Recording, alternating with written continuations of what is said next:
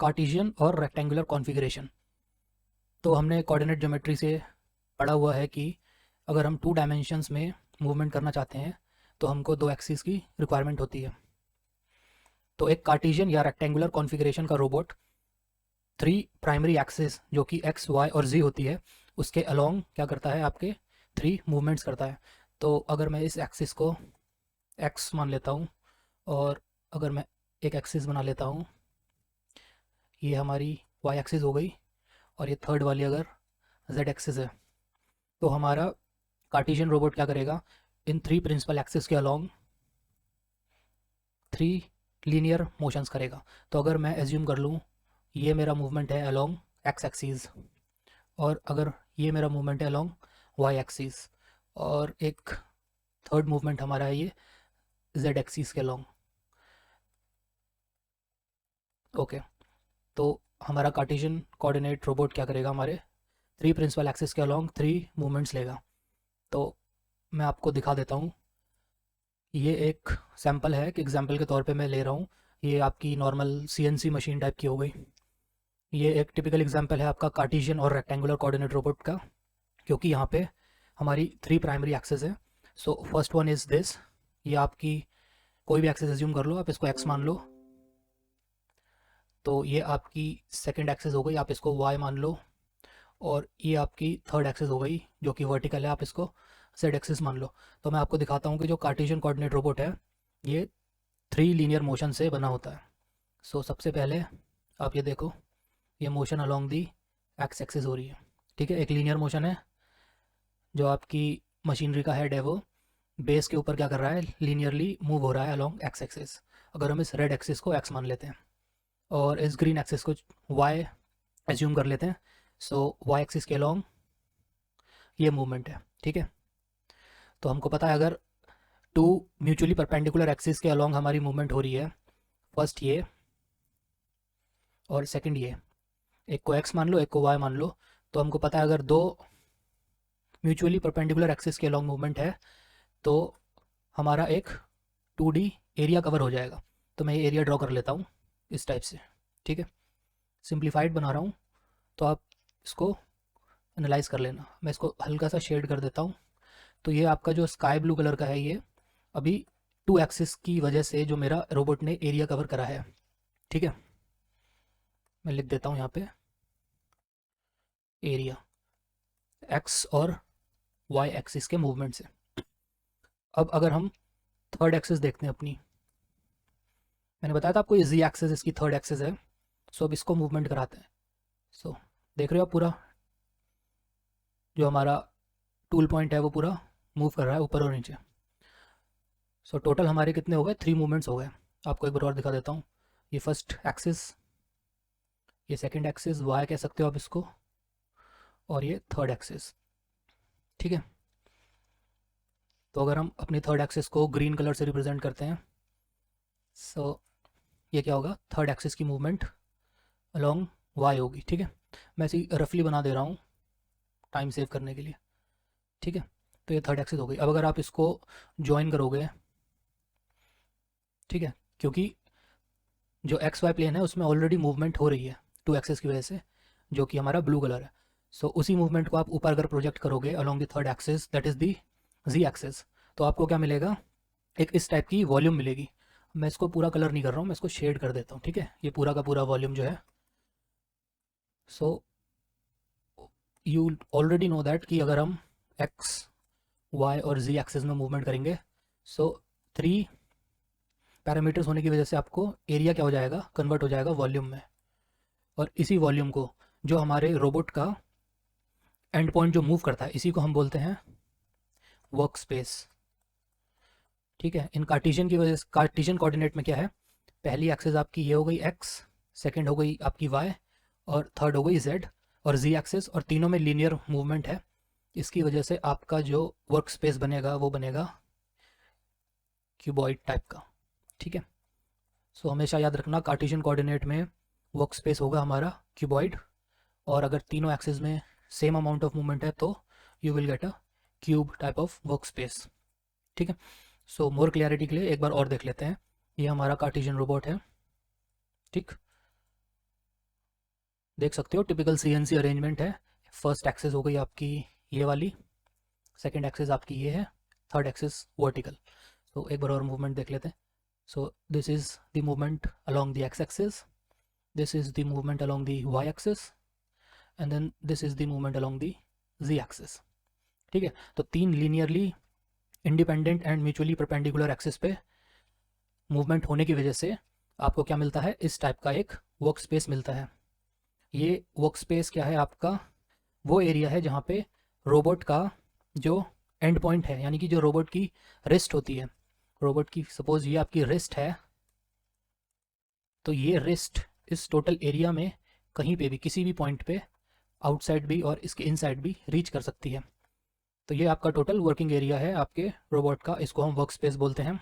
एक और कंसेप्ट है वर्क वॉल्यूम का, ये मैं आपको तब बताऊंगा जब मैं आपको टोटल रोबोट के रिस्ट के बारे में, जो 3 डिग्री ऑफ फ्रीडम्स होती हैं, जब मैं वो पढ़ा दूंगा तो मैं वहाँ पर आपको इसका वर्क वॉल्यूम का कंसेप्ट क्लियर करूंगा। जल्दी जल्दी जानने के लिए मैं आपको बता देता हूँ कि जो कोई भी आपका रोबोट होता है उसका एक क्या होता है, बेस होता है। बेस के बाद क्या होते हैं उसमें अलग टाइप के बहुत सारे लिंक्स होते हैं। So this is L1 link 1, suppose this is some other link L2 and this is joint 1। ठीक है, ये L2 हो गया। एक और लिंक है, suppose this is link number 3 and this is joint 2. So this point will be known as the robot's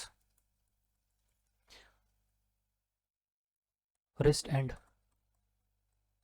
ठीक है, ये आपका जो रोबोट का रिस्ट है उसका एंड है। इसके आगे के ये आपके टोटल 3 डिग्री ऑफ फ्रीडम्स होते हैं। इसके आगे आपके 3 एक्स्ट्रा डिग्री ऑफ फ्रीडम्स होते हैं। वो क्या होते हैं, आपके रोबोट के जो रिस्ट होता है, ये जो टोटल रिस्ट असेंबली होगी, यहाँ पे आपके 3 रोटेशंस होंगे। ठीक है, first one will be along this axis, second में भी rotation along this axis, and then third में भी rotation along this axis. So this is R P and Y, roll pitch and yaw. तो क्या होता है, रोबोट के last में ये टोटल एक रिस्ट की अरेंजमेंट होती है जिसको हम बोलते हैं 3 डिग्रीज ऑफ फ्रीडम। ये आपके रोबोट का जो टूल टिप है उसको ओरिएंट करने में काम आती है। मैं आपको दिखा देता हूँ। जैसे ये एग्जाम्पल में अभी तो हमने 3 डिग्रीज ऑफ फ्रीडम देखी थी, बट इस रोबोट में 5 डिग्रीज ऑफ फ्रीडम है। मैं आपको दिखाता हूँ। तो जो ये 1 डिग्री ऑफ फ्रीडम है, दिस वन, ठीक है, ये क्या कर रहा है, आपके रिस्ट के एंड में जहाँ पे टूल टिप अटैच होती है, वो क्या कर रहा है, इस टूल टिप को एक रोल काइंड ऑफ मोशन दे रहा है। ठीक है, so this is the 4th degree of freedom and this is the 5th degree of freedom. और टोटल आपके 6 डिग्री ऑफ फ्रीडम वाले रोबोट्स भी होते हैं, तो इसमें 1 डिग्री ऑफ फ्रीडम कम है। तो ये जो मैं बताना चाह रहा हूँ कि ये जो रिस्ट असेंबली होती है 3 डिग्रीज ऑफ फ्रीडम की, ये क्या करती है, आपके रोबोट का जो टूल टिप है उसको प्रॉपर ओरिएंटेशन देती है। ठीक है, सो अगर आप इस पॉइंट तक को कंसिडर कर रहे हो, रोबोट का वो पॉइंट जहाँ पे रिस्ट अटैच होती है, सो ये जितना वॉल्यूम बनाएगा इसको तो हम बोलते हैं वर्क, इसको आप बोलते हैं, सॉरी, इसको आप बोलते हैं वर्क स्पेस। ठीक है, अब इस रिस्ट पॉइंट के ऊपर जब आप अपनी एक्चुअल 3 डिग्रीज ऑफ फ्रीडम की रिस्ट को अटैच करते हो और यहाँ पे टूल टिप लगाते हो, ठीक है, तो ये जो टूल टिप है ये जो वॉल्यूम कवर करेगी वो इस वर्क स्पेस से ज़्यादा भी हो सकती है और कम भी हो सकती है। ठीक है, सो जो टोटल रोबोट प्लस रिस्ट यानी कि जो 6 डिग्री ऑफ फ्रीडम्स आपकी हो गई, वो जो वॉल्यूम कवर करेंगी, जो 3D स्पेशल वॉल्यूम कवर करेंगी, उसको आप बोलते हो वर्क वॉल्यूम। ठीक है, वर्क वॉल्यूम ज़्यादा भी हो सकती है और कम भी हो सकती है कंपेयर टू वर्क स्पेस से। ये डिपेंड करता है आपने क्या कॉन्फ़िगरेशन यूज़ करी है। इन दोनों ही कंसेप्ट को आगे और डिटेल में जानेंगे। ये एक बहुत शॉर्ट इंट्रो था, so that you do not get confuse with work space versus work volume concept. ठीक है, तो अगर मैं इसको थोड़ा सा और क्लियरली एक बार बना देता हूँ, तो अगर आप लिखो जो वर्क स्पेस है कार्टेशियन कोऑर्डिनेट रोबोट का, इट इज़ क्यूब और क्यूबॉइडियल। ठीक है, या तो क्यूब होगा या वो क्यूबॉइड जैसा होगा। आप इसको ड्रॉ भी कर सकते हो एग्जाम में।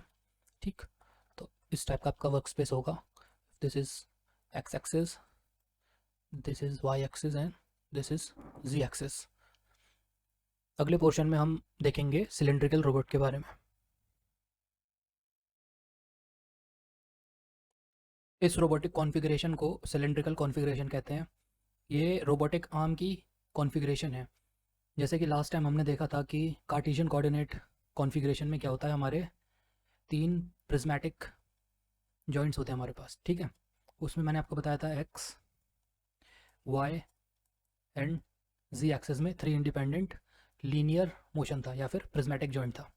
सिलेंड्रिकल कॉन्फ़िगरेशन में क्या होता है, हमारे रोबोट के आर्म को इस तरीके से सेटअप किया जाता है कि एंटायर वर्क स्पेस जो होगा वो एक सिलेंड्रिकल फॉर्म में होगा। इसके लिए आप क्या करते हो, कार्टेशियन कोऑर्डिनेट कॉन्फ़िगरेशन में से 3 प्रिज्मेटिक जॉइंट में से आप क्या करते हो, किसी एक प्रिज्मेटिक जॉइंट को रिप्लेस कर देते हो विद अ रेवोल्यूट जॉइंट, ठीक है। मैंने आपको जॉइंट्स ऑलरेडी पढ़ा दिए हैं। रेवोल्यूट में भी काफ़ी सारी कॉन्फ़िगरेशंस होती हैं। एक रिवॉल्विंग होता है, एक रोटरी होता है, साथ ही साथ ऑर्थोगोनल भी हो सकता है, ठीक है। तो उससे हमारे को अभी मतलब नहीं है। हम एक जनरल केस लेंगे कि हम यहाँ पे रेवोल्यूट जॉइंट को यूज़ करेंगे।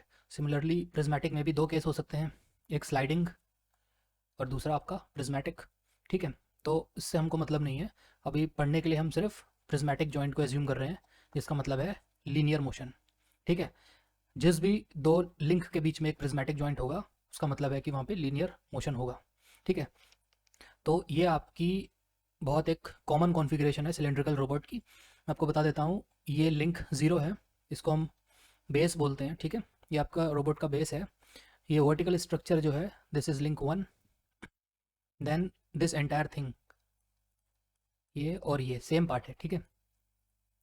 ये हो गया हमारा लिंक 2, यहाँ पे लिखा भी है लिंक 2 हो गया।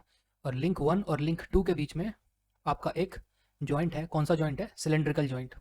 मैंने पहले ही आपको बता रखा है कि सिलेंड्रिकल जॉइंट एक 2 डिग्रीज ऑफ फ्रीडम का जॉइंट होता है।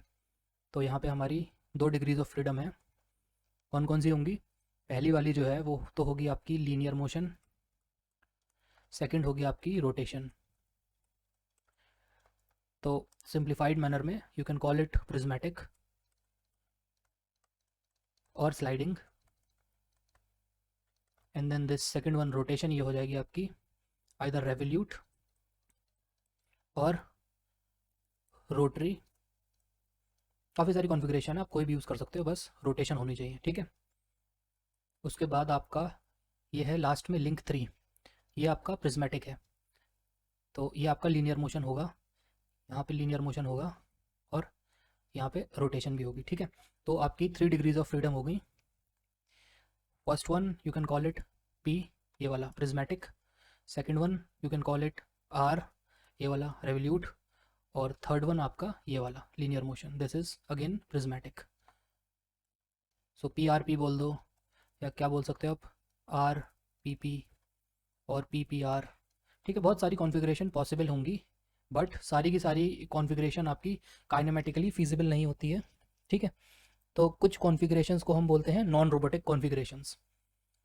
तो उन कॉन्फ़िगरेशंस को आप अवॉइड करना। यहाँ पर उन्हीं कॉन्फ़िगरेशन को रोबोट बनाने में इस्तेमाल किया जाता है जो आपकी रोबोटिक कॉन्फ़िगरेशंस होती हैं। मतलब आप उनसे प्रैक्टिकल यूज़ ले सकते हो, ठीक है। तो मैं आपको यही सिलेंड्रिकल कॉन्फ़िगरेशन एक बार 3D में दिखा देता हूँ। सो ये एक सिंप्लीफाइड मॉडल है। This black portion is the base, ठीक है। इसके बाद ये आपका लिंक 1 होगा, vertical structure. This yellow portion है आपका, ये लिंक 1 हो गया, ठीक है। This entire thing is link 2। सो यहाँ पे 2 तरीके हैं इसको बनाने के। जैसे कि यहाँ पर आप देख सकते हो 2D में लिंक 2, दोनों पोर्शन आपके सेम ही है, सेम मेटल का पीस है ये, ठीक है। बट कैड मॉडल में ये जो बनाया है आप देख सकते हो कि ये 2 अलग अलग पोर्शन में बनाया है, एक ये वॉयलेट वाला और ये ग्रीन वाला। बट काइनेमेटिकली दोनों ठीक है, क्योंकि हमने क्या करा है, इस वॉयलेट वाले को और इस ग्रीन वाले पोर्शन को दोनों को लॉक करा हुआ है। तो ये ऑलमोस्ट काइनेमेटिकली ऐसे बिहेव कर रहे हैं कि ये सेम पार्ट है, ठीक है। तो उससे फ़र्क नहीं पड़ता है। और ये जो ब्लू वाला है, दिस पोर्शन, ये आपका लिंक नंबर 3 है, ठीक है। तो 3D में आई होप आपको समझ आ रहा होगा। अब अगर हम वर्क स्पेस की बात करें, तो क्योंकि एक सिलेंड्रिकल रोबोट है, इसकी 3 डिग्रीज ऑफ फ्रीडम है। यहाँ से आप देख लोगे, एक रेवोल्यूट है और 2 प्रिज्मेटिक है, ठीक है, आर पी पी कह सकते हो, या PPR बोल दो। तो मैं आपको पहले दिखा देता हूँ कि कौन कौन सी डिग्रीज ऑफ फ्रीडम है। ठीक है, बेस को हमने फिक्स करा हुआ है, और पहला जो प्रिज्मेटिक जॉइंट है, तो मैं इसको ओरिएंटेशन इसकी ठीक कर देता हूँ। ओके, तो जो पहला लीनियर जॉइंट है या प्रिज्मेटिक मोशन है वो ये है। ठीक है, कह सकते हो this is the Z axis. ठीक, ये एक प्रिज्मेटिक जॉइंट हो गया। टेक्निकली एक स्लाइडिंग जॉइंट है क्योंकि आपका मेंबर क्या है, सर्कुलर क्रॉस सेक्शन का है। अगर ये रेक्टेंगुलर या स्क्वायर क्रॉस सेक्शन का होता तो हम इसे प्रिज्मेटिक बोल सकते थे, बट क्योंकि लीनियर जॉइंट है तो हम इसे प्रिज्मेटिक जॉइंट बोल सकते हैं। ठीक है, तो पहला मोशन तो आपका ये हो गया प्रिज्मेटिक। देन सेकंड मोशन हम कंसिडर करते हैं rotary motion. So this link number 2, it can rotate with respect to the axis of this yellow link, that is link number 1. सो ये एक रोटरी जॉइंट हो गया। ठीक है, और थर्ड आपका क्या होगा, थर्ड हमारा है ये prismatic joint between link number 2 and link number 3। This is known as joint number 2। ये भी प्रिज्मेटिक है, तो ये आप ऐसे करके देख सकते हो। इसको ओरिएंटेशन ठीक कर लेता हूँ। Okay, so this is joint number 2 और दी लास्ट प्रिज्मेटिक जॉइंट। सो अगर आप इसकी वर्क स्पेस की बात करोगे तो मैं आपको दिखाता हूँ। आप सबसे पहले इसको बॉटम मोस्ट पोजीशन पे ले आओ। ठीक है, अगर हम सिंपल वे में देखना चाहें कि वर्क स्पेस इसका कैसे बनेगा, वैसे तो ये एक डबल कॉन्सेंट्रिक सिलेंडर्स बनेगा जो आपको पता ही होगा क्योंकि ये पूरा रोटेट करेगा। फिर भी एक बार सिंप्लीफाइड मैनर में हम देख लेते हैं। तो सबसे पहले आप इसको पूरा रिट्रैक्ट करोगे। जब ये लास्ट लिंक अपनी मिनिमम पोजीशन पे होगा तो आप इस जॉइंट को सबसे बॉटम मोस्ट पार्ट पे ले आओ। ठीक है, अब इसको ओरिएंट करते हैं और आप इसको क्या करो, सिंपल मैनर में रोटेट करने की कोशिश करो। ठीक है, तो मैं इसको क्या कर रहा हूँ, रोटेट कर रहा हूँ। ठीक है, ये 180 हो गया। तो इस रोटेशन से क्या होगा, चलो हम यहाँ पर बना कर देखते हैं। ठीक है, so let us create the axis. इसको एज्यूम करते हैं, ये हमारी एक्स हो गई, ये Z एक्सिस, और ये हो गई चलो Y एक्सिस। ठीक है, हमने जो अभी सर्कल क्रिएट करा 360 डिग्री, सो एज्यूम करते हैं कि हमारा XY प्लेन पे सर्कल बना। ये गलत हो, मैं हाथ से बना लेता हूँ। ठीक है, तो हमने क्या एज्यूम करा, ये हमारा सर्कल बन गया। ठीक है, यहाँ पे पर्सपेक्टिव व्यू आ रहा है बिकॉज आप क्या कर रहे हो, 3D में हमने 3 एक्सेस बनाई है, दैट इज़ वाई ये एलिप्स जैसा दिख रहा है, बट ये एक्चुअली में सर्कल है। ठीक है, क्या हो गया, XY प्लेन में हमारा ये सर्कल बन गया। कैसे बना, आपने क्या करा है, जो आपका ये रोटरी जॉइंट है इसको पूरा रोटेट करा है 360 डिग्री। टेक्निकली प्रैक्टिकल रोबोटिक्स में 360 डिग्री रोटेट करता नहीं है बिकॉज ऑफ मैकेनिकल कंस्ट्रेंट, और जो आपकी हार्मोनिक ड्राइव्स होती हैं वो उस टाइप से नहीं बनी होती है कि वो पूरे के पूरे लिंकेजेस के साथ में 360 रोटेट कर ले। बट क्योंकि ये तो सिंप्लीफाइड है तो हम एडवांटेज ले सकते हैं। ठीक है, तो इस रोटेशन की वजह से क्या हो गया, हमारा ये एक सर्कल बन गया। ठीक है, ये हमने बना दिया सर्कल। अब आप क्या करोगे, जो ये लिंक 3 था इसको हमने क्या करा, पूरा आउटवर्ड एक्सटेंड कर दिया। ठीक है, तो अब क्या होगा, रेडियस बढ़ जाएगा, ये सेंटर से यहाँ तक का डिस्टेंस बढ़ गया है। अब आप इसको फुली एक्सटेंड पोजीशन में जब आप इसको रोटेट कराओगे, ठीक है, तो ऐसे एज्यूम कर लेना कि ये पूरा 360 रोटेट होके आ गया है। ठीक है, तो क्या होगा, आपका एक बड़ा सर्कल बनेगा, सर्कल ऑफ थोड़ा ज़्यादा रेडियस बनेगा। तो हम क्या करते हैं, एक सर्कल ऑफ बिगर रेडियस बना लेते हैं। ठीक है, ये इस टाइप से एज्यूम कर लेना कि ये आपका सर्कल बन गया। ये इसका रेडियस थोड़ा ज़्यादा होना चाहिए था, 1 मिनट। ठीक है, ये ऐसे एज्यूम कर लो, ये सर्कल बन गया जब आपने लिंक नंबर 3 को फुली एक्सटेंड करा। ये दोनों कौन से प्लेन पे हैं, XY प्लेन में, 2D में। ठीक है, तो ये वाला आपका यूज़फुल एरिया हो गया जो 2 डायमेंशंस में आपका रोबोटिक आर्म ट्रैवर्स कर सकता है। ठीक है, ये भी 2D में है, ये वाला एरिया हो गया हमारा। अब याद करो, हमारे पास एक और प्रिज्मेटिक जॉइंट है, वो कौन सा प्रिज्मेटिक जॉइंट है, ये वाला। अभी ये मिनिमम पे है, अपने सबसे बॉटम मोस्ट लेवल पे है, बट ये टॉप मोस्ट पे भी जा सकता है। ये वाला प्रिज्मेटिक जॉइंट अब हम कंसिडर करेंगे।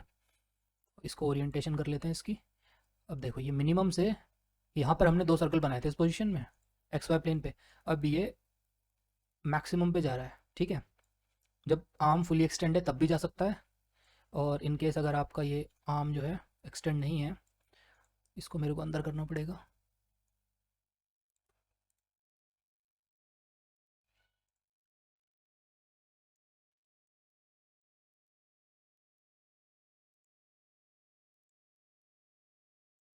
ओके, ये अब आर्म हमारा टोटल रिट्रैक्टेड पोजीशन पे है, अब भी ये ऊपर जा सकता है ऐसे, ठीक है। तो इन दोनों केसेस में हमारे पास एक जी एक्सिस का पैरामीटर है जिसको हम वेरी कर सकते हैं। तो अब आप क्या करोगे, जी एक्सिस के लिए कलर हम ले लेते हैं ग्रीन, ठीक है। अब जो जी एक्सिस पे मूवमेंट हो रही है, जब आर्म पूरा अंदर है तो इस पोजीशन पे है, ठीक है। सपोज यहाँ से यहाँ तक आपका जी एक्सिस पे हो रहा है, फिर अब आपने क्या करा, आर्म को पूरा बाहर निकाल दिया, इस पोजीशन पे आ गया, यहाँ से भी ऊपर जाओगे। अब क्योंकि मोशन एंटायर 360 डिग्री पे है in 2D plane X and Y, तो आप क्या कर सकते हो, इस मोशन को इस जगह पे रिपीट कर सकते हो, ठीक है। ये इससे मैच होगा, थोड़े डायमेंशंस देख लेना, ये ऐसे मैच होगा। सिमिलरली ये इस जगह पे आएगा, ठीक है। तो ये आपका वर्क स्पेस है, ये जो दोनों सिलेंडर्स के बीच का एरिया है ना, ये वाला आपका वर्क स्पेस है, ठीक। एंटायर 3D टॉप व्यू से देखोगे तो कुछ इस टाइप का वर्क स्पेस आएगा आपका। This is the usable area when viewed from top view. तो यहाँ पे एक्स और वाई एक्सिस में, ठीक है। तो आपसे अगर कोई पूछे कि सिलेंडर कॉन्फ़िगरेशन वाले रोबोट का वर्क स्पेस क्या होगा, तो इसका जो वर्क स्पेस है वो होगा cylindrical, concentric cylindrical area volume,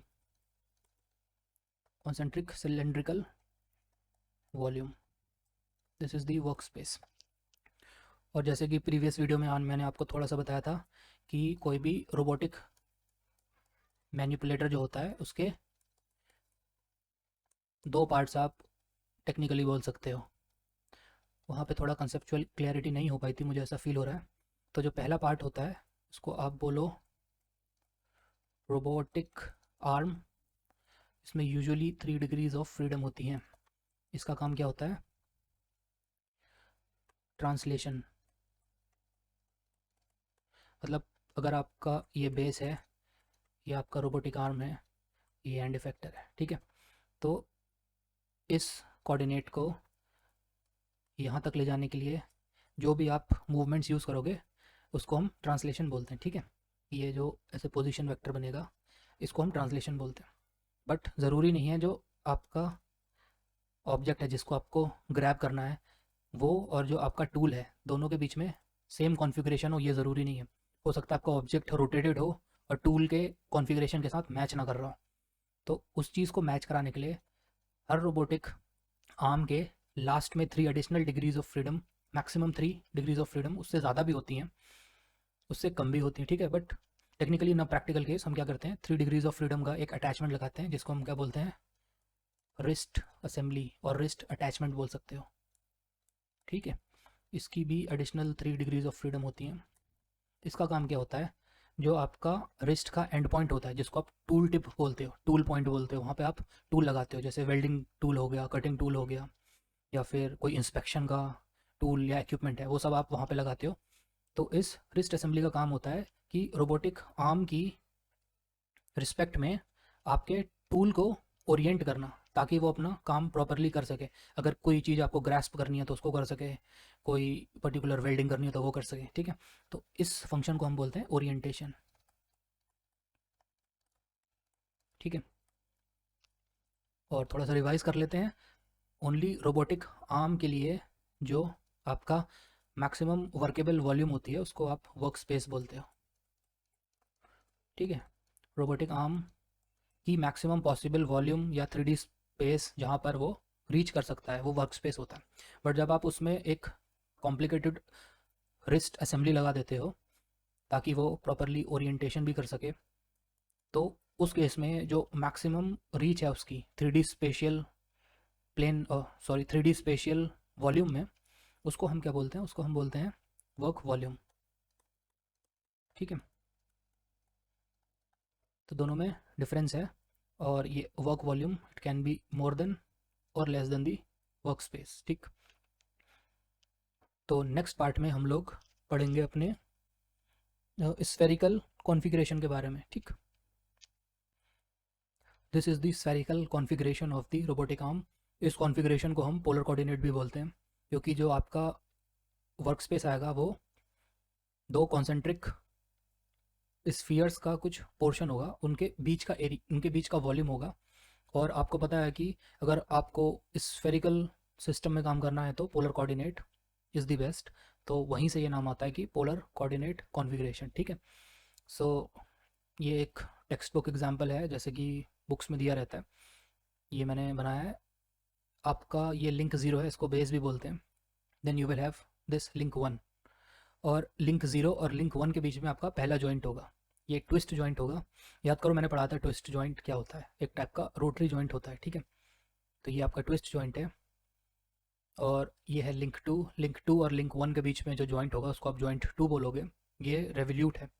तो प्रीवियस वीडियो से आपको पता चल जाएगा कि रेवल्यूट और ट्विस्ट में क्या डिफरेंस है, मैं पहले ही पढ़ा चुका हूँ। ठीक है, now this is the link number 3 और यह है लिंक नंबर 2।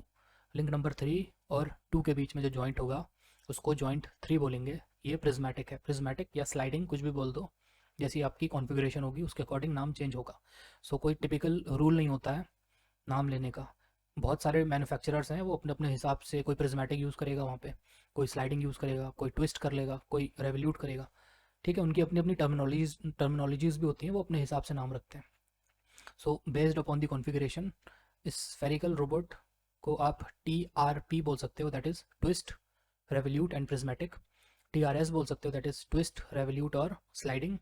सिमिलरली RRP भी बोला जाता है, जहाँ पे पहले जॉइंट को आप रेवल्यूट बोलते हो, या आप इसको रिवॉल्विंग जॉइंट बोल सकते हो। Second is revolute, third is prismatic. So नाम पर मत जाओ, ओनली फंक्शन ये है कि जो आप वर्क स्पेस निकालोगे रोबोट का, वो एक स्फीयर के कुछ पार्ट के इक्वल वॉल्यूम में होना चाहिए, मतलब वो स्फेरिकल होना चाहिए। ठीक है, तो इसको 3D में देख लेते हैं। अगेन एक सिंप्लीफाइड मॉडल है मेरे पास, ये है। ठीक, this green one is the base, this is link number 0, it's also a part of the green base. ठीक है, ये हो गया आपका link number 1। So link number 0, this red one, and link number 1, इन दोनों के बीच में ट्विस्ट जॉइंट है। ठीक है, तो यस यू कैन सी ये एक ट्विस्ट जॉइंट हो गया। ठीक है, उसके बाद सेकेंड वन, ये है आपका रेवल्यूट जॉइंट, ये रोटेशन कर सकता है। ठीक, third one is the prismatic joint, उसके लिए मैं इसको फिक्स कर लेता हूँ ताकि मूव ना करे। ठीक, ये आपका प्रिज्मेटिक जॉइंट है।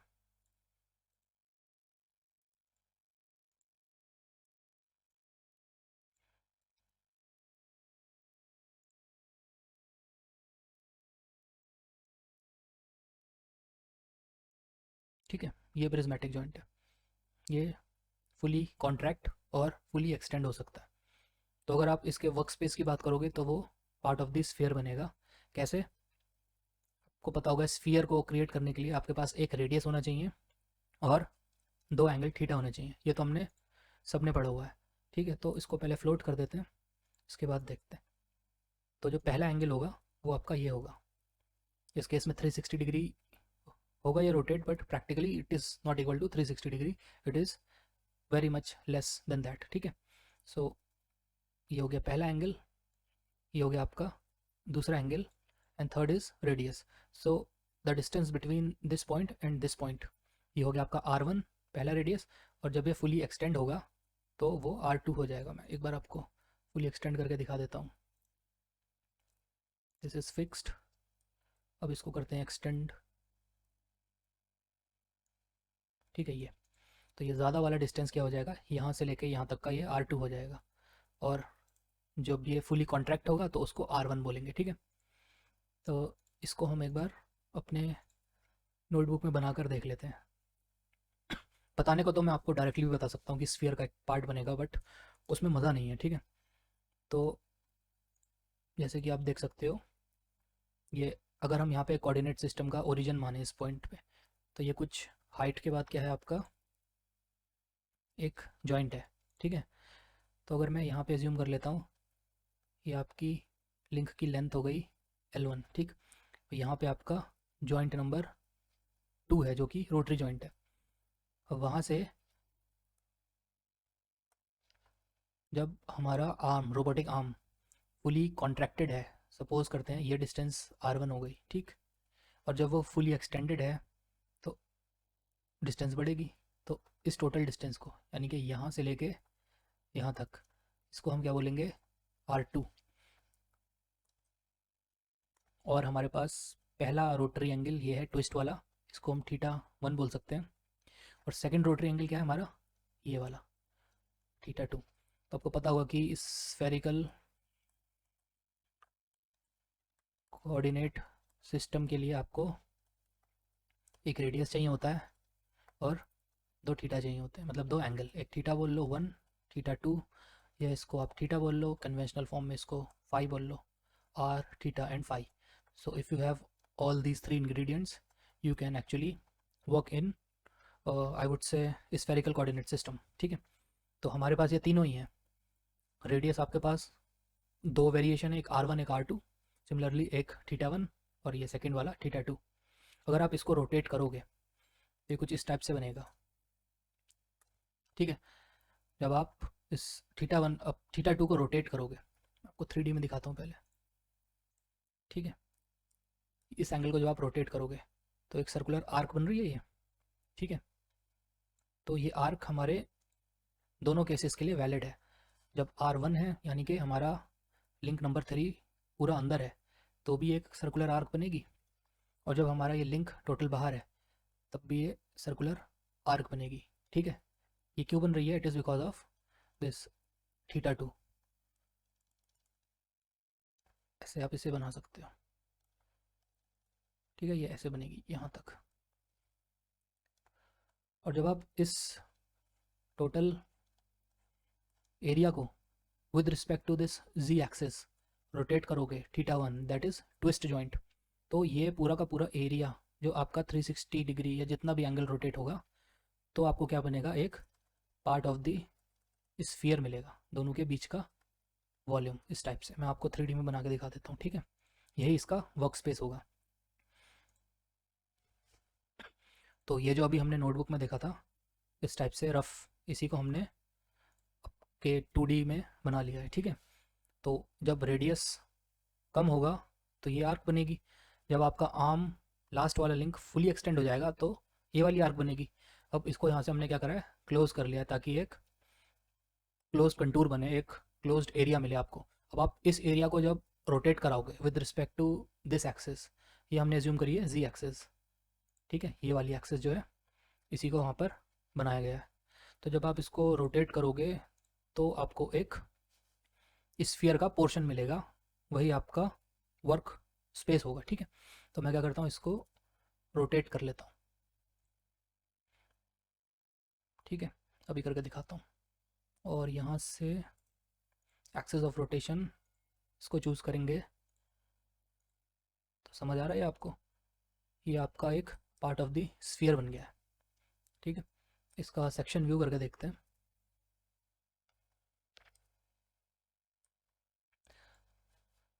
ठीक है, समझ आया। इसको हमने क्या करा है, बीच में से आधा काट लिया है सो दैट आपको ज़्यादा अच्छे से दिखे। तो ये जो बीच का पोर्शन है ना दोनों स्फीयर्स का, ये आउटर स्फीयर और ये इनर स्फीयर, इन दोनों स्फीयर्स का जो बीच का पोर्शन है यही आपके स्फेरिकल रोबोट का वर्क स्पेस होगा। अब यहाँ पर देखने में ये बहुत कम लग रहा है, बट क्योंकि हमने तो सब रफ बनाया है इसलिए ऐसा है। प्रैक्टिकली काफ़ी वर्केबल स्पेस होता है, और जो आपका एंटायर स्फेरिकल कोऑर्डिनेट रोबोट है वो इसी बीच वाले वॉल्यूम में काम कर सकता है। ना तो वो इसके बाहर जाएगा, उसका टूल टिप इसके बाहर नहीं जा सकता है, और उसका टूल टिप इसके ये इंटीरियर वाले हॉलो एरिया में भी नहीं आ सकता है। इसका मतलब है अगर कोई ऑब्जेक्ट यहाँ पर है इंटीरियर वाले हॉलो एरिया में तो आपका रोबोट इसको ग्रैस्प नहीं कर पाएगा। वहीं कोई ऑब्जेक्ट इसके अंदर है, दोनों स्फीयर्स के वॉल्यूम के बीच में है, तो आपका रोबोट इसको इजीली ग्रैस्प और मैनिपुलेट कर सकता है। सो आई होप कुछ 3D में देखने से समझ आया होगा, और इन नेक्स्ट हम जो डिस्कस करेंगे वो है हमारा articulated configuration, articulated robotic arm, जिसको आप रेवोल्यूट और जॉइंटेड आर्म कॉन्फ़िगरेशन भी बोलते हो, ठीक है। Now this one is the articulated configuration. It is also known as the revolute configuration or the jointed arm configuration. So as you can see, this is the base or the link number 0 that is fixed.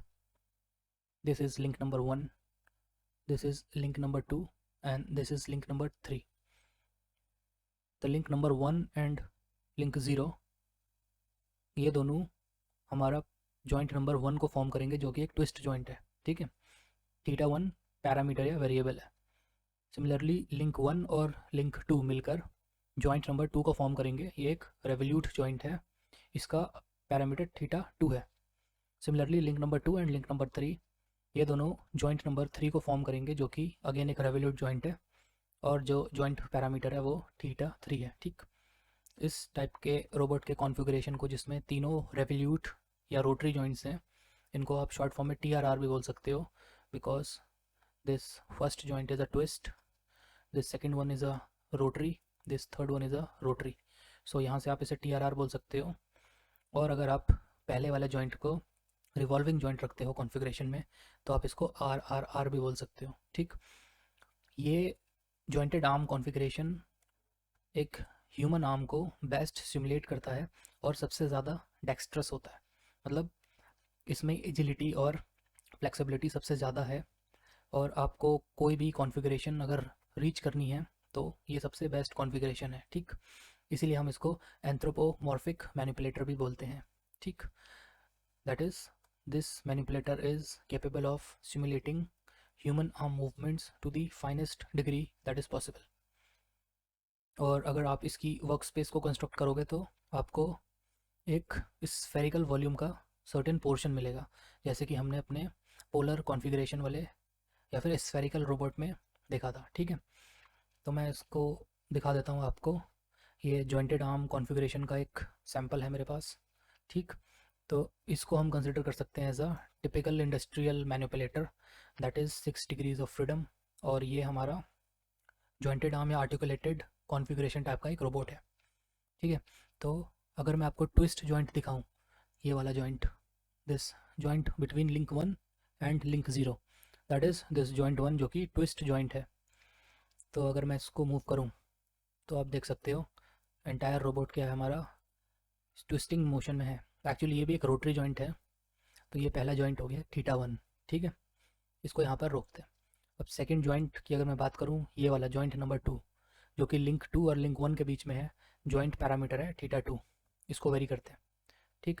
तो ये link 1 है, ये sorry joint 1 है। अब ये आपका joint 2 है, ये भी एक रेवोल्यूट जॉइंट है, इसका पैरामीटर थीटा 2 है, ठीक है। तो ये हो गया आपका जॉइंट 1, ये हो गया आपका जॉइंट 2, ठीक है। सिमिलरली दिस जॉइंट नंबर 3, इसका जॉइंट पैरामीटर है थीटा 3, ये लिंक नंबर 3 और लिंक नंबर 2 के बीच का जॉइंट है। इसको मूव करा के देख लेते हैं। ये हो गया, ये हमारा जॉइंट 3 है, ठीक है। तो ये हो गया जॉइंट 1 एक रोटेशन, ये हो गया जॉइंट 2 अनदर रोटेशन, और ये हो गया जॉइंट 3 अनदर रोटेशन। तो हम इसकी वर्क स्पेस को देखते हैं। मैंने आपको पहले बताया था कि ये एक part of the volume of a sphere होगा, मतलब एक स्फीयर की कुछ पोर्शन ऑफ वॉल्यूम होगा, ठीक है। तो हम इसको विजुलाइज करते हैं for the current robot arm, ठीक है। तो मैंने सॉफ्टवेयर के थ्रू वर्क स्पेस को एक्टिवेट करा है। तो एज यू कैन सी, जो हमने इससे पहले वाले पोलर कॉन्फ़िगरेशन में जो हमने 3D कैड में बनाकर देखा था और मैंने आपको रफ भी बताया था, उसको आज हम सॉफ्टवेयर में करके देख रहे हैं। तो इस टाइप की जो हमारी वर्क स्पेस है, ये आपको क्लियरली विजिबल होगी, ठीक है। तो ये वाला जो पोर्शन है स्फीयर का, that can not be reached by the robotic manipulator. और देख सकते हो ये आउटर स्फीयर है और ये इनर स्फीयर है, ठीक है। तो इन दोनों स्फीयर्स के बीच का वॉल्यूम है जो आपका मैनिपुलेटर इजीली ट्रैवर्स कर सकता है, ठीक है। तो अगर मैं इसको मोशन करा के देखूं तो यू कैन सी, ये देखो कैसे आउटर स्फीयर की एज पे होते हुए जा रहा है ये इस पॉइंट पे यहाँ पर, ठीक है। तो ये इसकी मैक्सिमम लिमिट है जो हमारा मैनिपुलेटर रीच कर सकता है। देखो, तो आपका मैनिपुलेटर वर्क स्पेस के बाहर कभी नहीं जाएगा। ठीक है, तो इसको डिसेबल करते हैं वर्क स्पेस को। एंड नेक्स्ट पार्ट में मैं आपको बताऊंगा स्कारा रोबोट के बारे में। ये है selective compliance assembly robot arm, short form में इसको स्कारा भी बोलते हैं। तो इस कॉन्फ़िगरेशन में आपका जो रोबोट होगा वो जनरली एक आर्टिकुलेटेड प्लस सिलेंड्रिकल कॉन्फ़िगरेशन का एक मिक्सअप होगा। तो जो स्कारा कॉन्फ़िगरेशन है ये एक आर्टिकुलेटेड, जिससे पहले बताया था, प्लस सिलेंड्रिकल जो सेकंड नंबर केस था, इन दोनों कॉन्फ़िगरेशंस का एक बेसिक सिंपल कॉम्बिनेशन है। इससे क्या होता है, जो कंप्लायंस होती है, ये मैं आपको डिटेल में आगे बताऊंगा जब एडवांस टॉपिक्स आएंगे।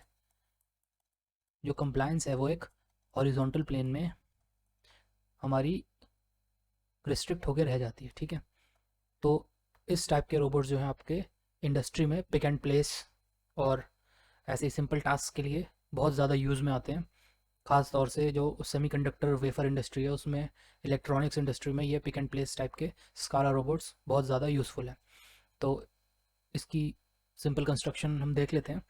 पहले जो है आपका ये बेस है, लिंक 0, बेस तो हमेशा फिक्स्ड ही होता है। ठीक है, ये जो स्ट्रक्चर है वर्टिकल स्ट्रक्चर, ये भी फिक्स्ड लिंक का पार्ट है, यानी कि ये भी बेस का ही पार्ट है। ठीक है, इसके बाद ये जो लिंक है ये पूरा लिंक 1 है, इसको मैंने ब्लैक में हैचिंग कर रखी है, ये पूरा लिंक 1 है यहाँ से लेके यहाँ तक, और ये है आपका लिंक 2। ठीक है, तो जो ये बेस है आपका लिंक 0, इस वर्टिकल स्ट्रक्चर और लिंक नंबर 1 के बीच में एक 2 डिग्रीज ऑफ फ्रीडम का जॉइंट है। इस जॉइंट के 2 डिग्रीज ऑफ फ्रीडम है क्योंकि एक सिलेंड्रिकल जॉइंट है। सिलेंड्रिकल जॉइंट जैसे मैंने आपको पहले बताया है एक 2 डिग्री ऑफ फ्रीडम जॉइंट होता है, जिसमें एक तो लीनियर मोशन होता है, ये स्लाइडिंग या प्रिज्मेटिक कह सकते हो आप, इसको रिप्रेजेंट करा है D1 से, और साथ ही साथ एक दूसरा डिग्री ऑफ फ्रीडम होता है जो कि एक रोटरी होता है, रोटरी मोशन। ठीक है, तो यहाँ पे जो जॉइंट है इसके 2 डिग्रीज ऑफ फ्रीडम है क्योंकि एक सिलेंड्रिकल जॉइंट है। First one is this P that is prismatic, second one is this R that is revolute. तो जो हमारा रोबोट है वो इस एक्सिस के अलोंग लीनियर मोशन कर सकता है और इस एक्सिस से रोटेट हो सकता है θ2। ठीक है, इसको हमने जॉइंट पैरामीटर को θ2 से रिप्रेजेंट करा है। सिमिलरली क्या होगा, हमारा जो लिंक नंबर 1 है और लिंक नंबर 2 है, इन दोनों के बीच में एक रेवल्यूट जॉइंट बनेगा, दैट इज़ जॉइंट नंबर 3। ये एक रोटरी या रेवल्यूट जॉइंट है, इसको आप थीटा से रिप्रेजेंट कर सकते हो, तो जॉइंट पैरामीटर को हम θ3 बोलेंगे। ठीक है, तो ये इसकी सिंपल कंस्ट्रक्शन है। आपको मैं 3D में दिखा देता हूँ। ये स्कारा रोबोट, तो ये है स्कारा रोबोट। ठीक है, ये इसका बेस हो गया और ये वर्टिकल स्ट्रक्चर ये भी पार्ट ऑफ द बेस है। ठीक है, जैसे हमने यहाँ पे ड्रॉ करा है, ये बेस हो गया और ये जो वर्टिकल स्ट्रक्चर है ये पार्ट ऑफ द बेस है, इसीलिए मैंने इसको भी लिंक 0 या फिर फिक्स्ड बेस की तरह रिप्रेजेंट करा है। ठीक है, अब इस फिक्स्ड लिंक पे ये वाला जो लिंक है, लिंक नंबर 1, ये क्या कर सकता है, D1 जो कि ये है, ये प्रिज्मेटिक जॉइंट है, यानी कि लीनियर मूवमेंट कर सकता है इस टाइप से।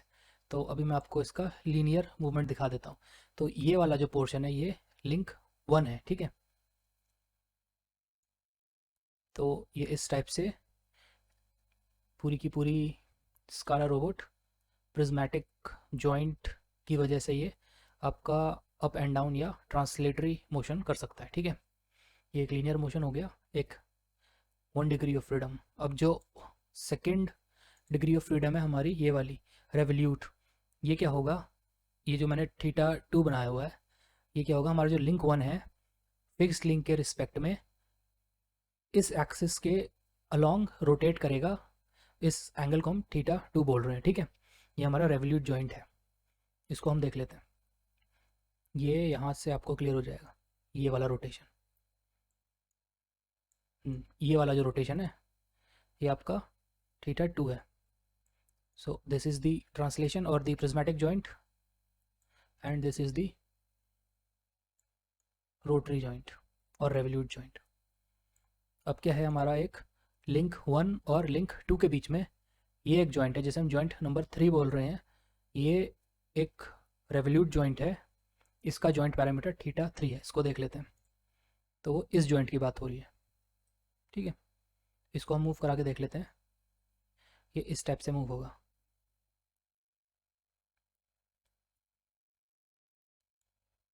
और अगर मैं इसको टॉप व्यू से दिखाऊं आपको, तो टॉप व्यू से ये हो गया वर्टिकल मोशन, एंड ये हो गया आपका थीटा 2, ये हो गया थीटा 3।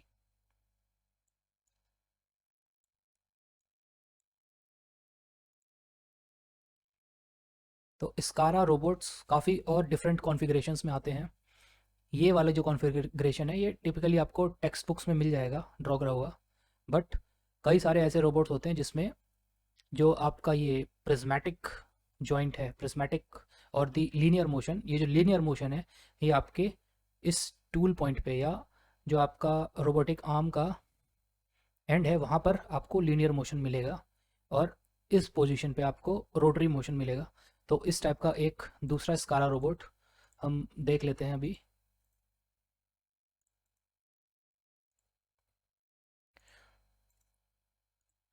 तो ये एक सेकंड टाइप ऑफ स्कारा रोबोट है। इसकी भी कंस्ट्रक्शन ऑलमोस्ट सेम है पहले वाले की तरह। तो हम इसके भी मोशन को थोड़ा सा स्टडी कर लेते हैं, ठीक है। इसकी काइनेमेटिकली मोशन तो सेम है, बट फिजिकली इसकी कंस्ट्रक्शन थोड़ी सी डिफरेंस रहेगी। तो ये देखो, इसमें पहला जो आपका जॉइंट है ये इंस्टेड ऑफ प्रिज्मेटिक आपको क्या करा है यहाँ पे, एक रोटरी जॉइंट मिला है यहाँ पे, ठीक है। सो यहाँ पर आपको एक रोटरी जॉइंट मिला है। Second second one is the prismatic joint, ठीक है। यहाँ पे लीनियर मोशन हो रहा है। और थर्ड वन आपका अगेन इट्स अ रोटरी और रेवल्यूट जॉइंट, ठीक। एक और टाइप का स्कारा रोबोट है, वो भी देख लेते हैं।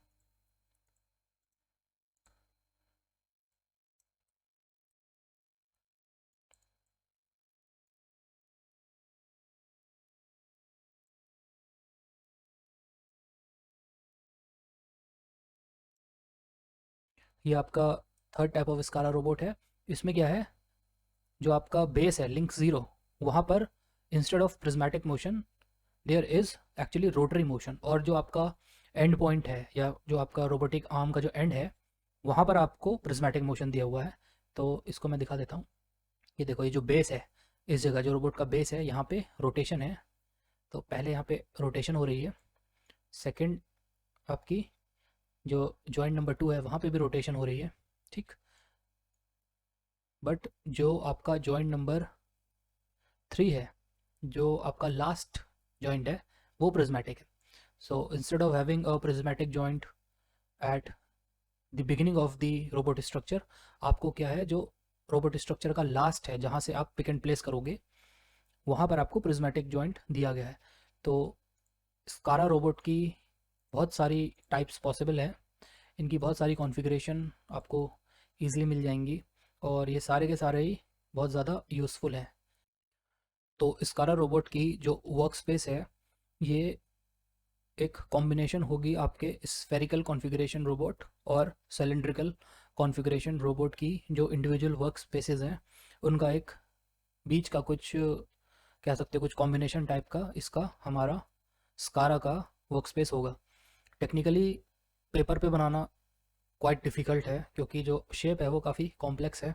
इसीलिए मैं आपको इस सॉफ्टवेयर की हेल्प से शो कर देता हूँ, ठीक है। तो मैं यहाँ से शो करूँगा, तो तुम देख सकते हो कि ये इसकी एक रफ एस्टिमेट है हमारे स्कारा की वर्क स्पेस का, ठीक है।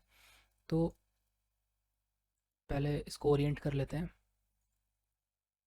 ओके, सो ये जो प्रिज्मेटिक जॉइंट है, इसकी मोशन की वजह से ये जो हाइट आ रही है हमारे वर्क स्पेस की, एंटायर वॉल्यूम है ये जो डिस्टेंस है, ये हमारे प्रिज्मेटिक जॉइंट की मोशन की वजह से ये है, ठीक है। और अगर हम इसको टॉप व्यू से देखें तो ज़्यादा बेटर होगा। तो ये complex cardioid kind of shape है, एक हार्ट शेप बोल सकते हो सिंप्लीफाइड मैनर में। तो ये इस कारा का एक वर्क स्पेस है, ठीक है। ऑलरेडी आपको मैंने इस डायरेक्शन से दिखा दिया है कि ये 3D में अगर आप इसको एज वॉल्यूम लेकर चलते हो तो 3D में ये वॉल्यूम है, बट समझने के लिए हम इसको क्या करते हैं 2D में ले लेते हैं टॉप व्यू से। तो अब आप बोलोगे कि ये शेप बनी कैसे, इसको हम ट्रेस कैसे करेंगे। तो ट्रेस करने के लिए आप क्या कर सकते हो, सबसे पहले हम क्या करते हैं, इसको टॉप पर ले आते हैं स्कारा को, ठीक है। ये जो हमारा प्रिज्मेटिक जॉइंट है इसको हमने टॉप पर ले आया। अब क्या करोगे, पहले आप एक आर्म को उसकी मैक्सिमम एक्सट्रीम पे ले जाओगे, चाहे तो आप लेफ्ट साइड कर लो या राइट साइड कर लो, ठीक। तो चलो हम इसको राइट साइड पे ले लेते हैं इस पोजीशन में, ठीक। इसके बाद जो ये इनर बाउंड्री है, ये वाली बाउंड्री जो है वर्क स्पेस की या वर्क वॉल्यूम कह सकते हो आप, इस वाली स्पेस को ट्रैक करने के लिए आपको क्या करना पड़ेगा, दो टाइप की ओरिएंटेशन पॉसिबल है। फर्स्ट वन इज़ ये जो हमारा लिंक है, ये लिंक और ये लिंक, ये दोनों इस टाइप से अलाइन हो जाएं कि ये एक के आगे एक आ जाएगा, ठीक है, in a clockwise sense we can say, ठीक। ये ऐसा लीनियर फैशन में अरेंज हो जाएगा। सेकंड कॉन्फ़िगरेशन क्या है, ये एज अ एंटी सेंस में एक दूसरे के साथ ये हमारे आ सकते हैं, जिसमें एक लिंक के नीचे, ऐसे देखना, ऐसे ज़्यादा समझ आएगा, एक लिंक के नीचे हमारा दूसरा लिंक आ गया, ठीक है। इन अपोजिट सेंस में भी ये कॉन्फ़िगर किए जा सकते हैं। तो अगेन टॉप व्यू लेकर देखते हैं। तो हम सबसे पहले क्या करेंगे, इनको